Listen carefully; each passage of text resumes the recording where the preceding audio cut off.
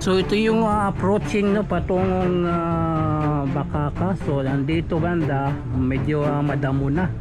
So hindi na makikita yung dito banda no. Pero okay lang basta at least itong tulay na ay trabaho na.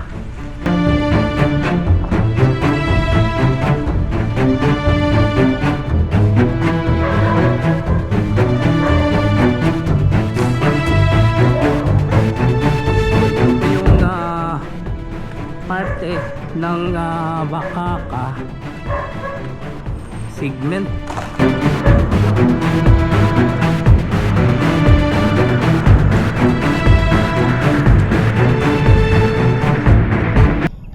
안녕하세요 여러분. 잘 지냈어요? 먹고 싶어 행복해서. Welcome to my channel Crispy Core TV. Please subscribe, like and share. So ngayon no, puntahan po natin yung itong tulay dito sa may Bakaka. So tingnan po natin yung sitwasyon itong proyekto galing ng MAA patawid ng Bakaka. So update po tayo. So tara, let's go. So ito yung galing ng bypass road no, tapos ito yung Aquamarine Riverside. So ito yung papasok papuntang tulay patungong Bakaka, yung may ginagawa ditong tulay no.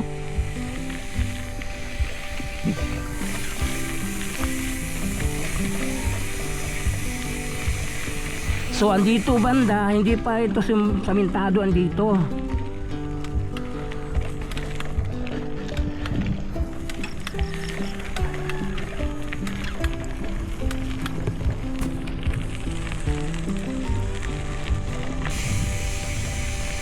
Yan. So ito na po yung tulay ginagawa dito patawid ng Bakaka.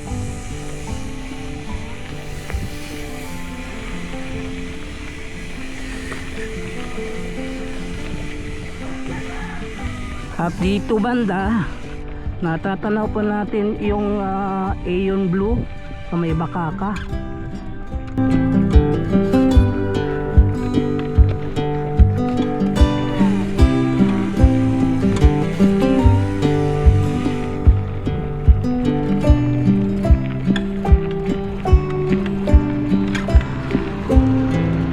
So ito na po yung tulay dito.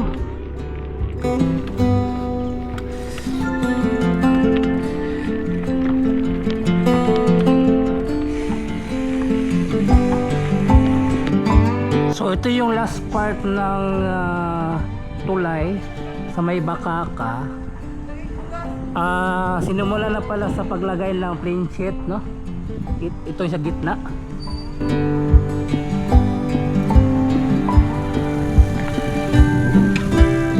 Then ang doon banda sa may sapa yung may nakalatag na mga bakal.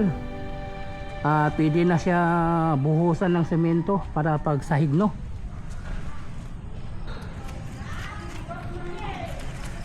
Maya tingnan po natin sa aerial.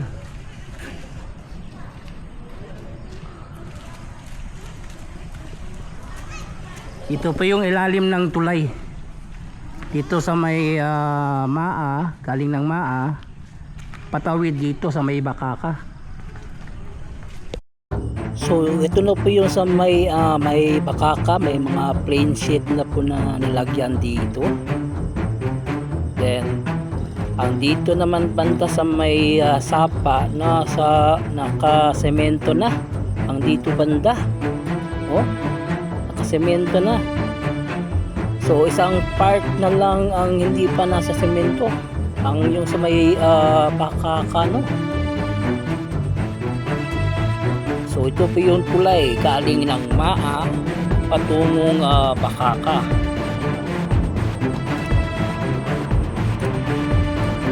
Maganda itong proyektong ito kasi luluwang yung mga traffic. Pupunta ka ng Bahaga, dito ka na dadaan sa may Bakaka Bridge.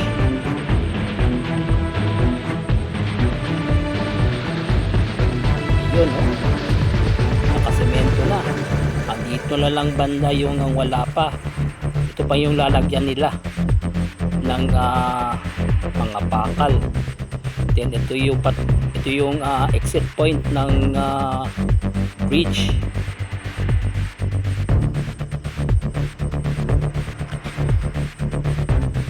Okay.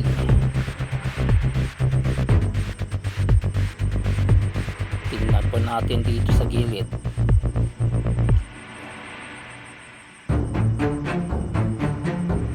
So isang part na lang ang hindi pa nasa semento, no? Ayos. So ito yung approaching no patungong Bakaka. So nandito banda medyo madamo na. So di na makikita yung dito banda, no? Pero okay lang basta at least itong tulay na ay trabaho na.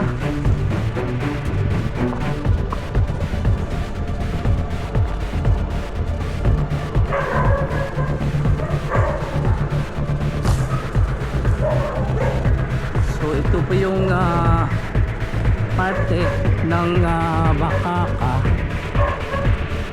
segment.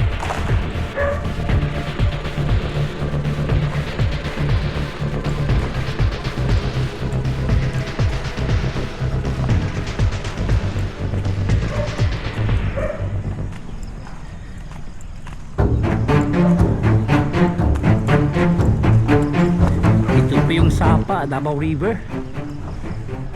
Yan.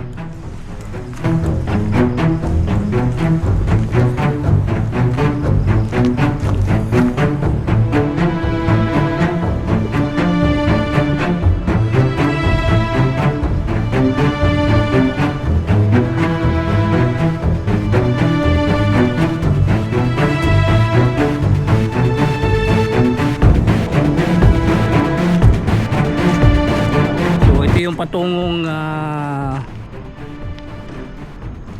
Bangkiruhan, Bolton, then Bukana. Ito yung Davao River. So andito banda mayroon ng mga culvert naka-standby dito. So ayan mga culvert dito naka-standby, ang dami. So tuloy-tuloy na itong proyekto, itong bridge from Maa to Bakaka.